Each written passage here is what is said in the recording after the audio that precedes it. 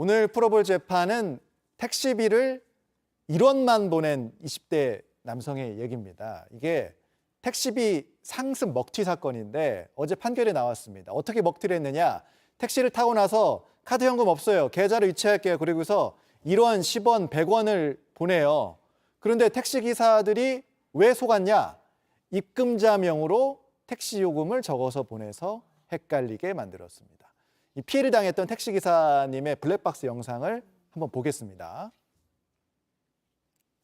여기 세워드릴까요? 계좌번호 한번 불러주세요. 계좌요? 혹시 현금이나 이제 카드는 힘드시고요? 제가 카드를 안 들고 다니거든요. 아, 그래요? 네. 얼마예요?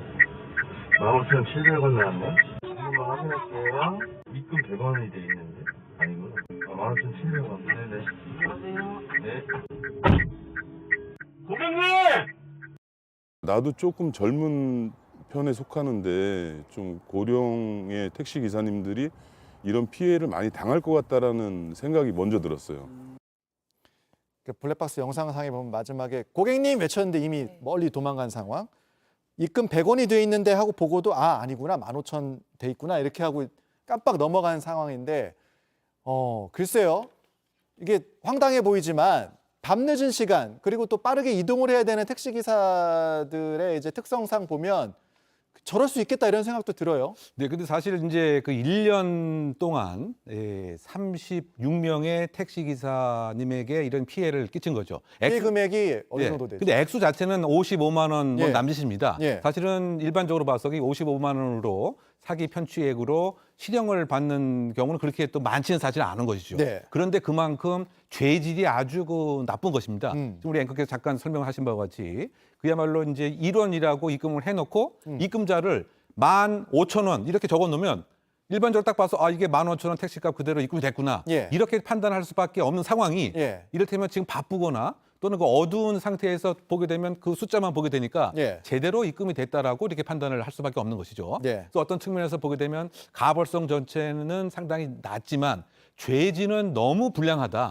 뭐 그래서 지금 뭐 실형에 준하는 집행유예까지 선고받은 것이 아닌가 생각됩니다. 방금 죄질 말씀하셨는데 법원의 판단 어떻게 나왔죠? 네, 법원에서는 네. 잠깐만요.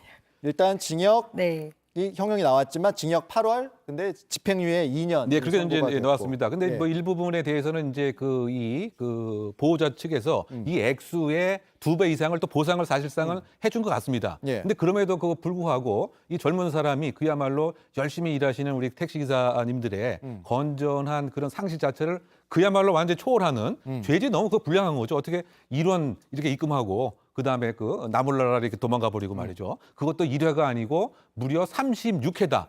이것은 상습성이 상당히 농후한 것입니다. 그러니까 비난 가능성이 아주 극대치에 오르기 때문에 예. 비록 편취액은 상당히 적을지라도 예. 이것은 응당한 처벌을 받아야 된다라고 하는 것이 재판관의 입장과 태도가 아니었던 생각됩니다. 그러니까 이게 지금 어쨌든 집행유예긴 하지만 실형이잖아요. 그러니까 재판부에서는 고의성 그리고 이 여러 번의 횟수 이런 것들을 재판부가 다 고려를 한 그런 상황인 거죠. 네, 맞아요. 제가 예. 봤을 때는 오히려 실제 피해자는 훨씬 더 많았을 것으로 생각이 돼요. 아. 왜냐하면 실제로 무임승차 10건 중 신고 건수는 1건밖에 안 된다고 해요. 예. 그리고 이게 무임승차가 최근에 극성을 많이 부리고 있는데요. 그 이유는 요즘에 택시 운전 기사분들 보시면 고령자가 굉장히 많아요. 예. 제가 입금해 드릴게요. 그리고 문 탁 닫고 가버리면 예. 발빠른 대처가 불가능하잖아요. 제가 봤을 때는 이 사안에서 피고인에게 이제 사기 혐의가 인정돼서 아까 징역 8월에 집행유예 2년이 선고되었는데요. 어쨌든 이 사안은 실형은 아니고 집행유예입니다. 집행유예는 그야말로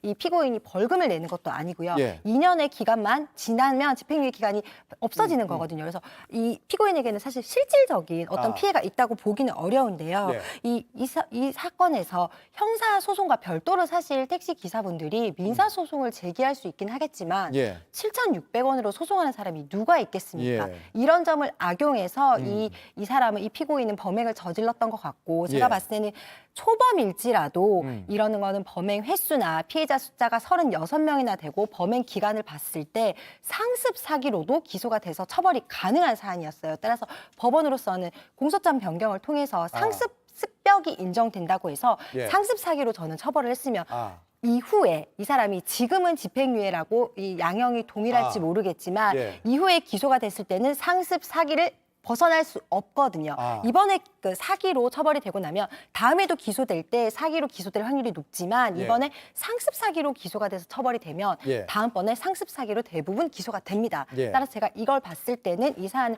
상습 사기로 처벌되었어야 될 사건이다. 아. 이렇게 보입니다. 알겠습니다. 좀 더 좀 센 처벌이 좀 필요했었다 이렇게 네. 보시는 입장이었고 네. 이걸 딱 보면서 제가 든 생각은 우리 뭐 자영업자분들 많으시고 뭐 택시 기사님들도 많고 한데 계좌로 돈 받으실 때 꼼꼼하게 확인을 잘 하셔야 되겠다 이 생각이 들었습니다. 이 부분을 좀 눈여겨서 봐주시면 좋겠습니다.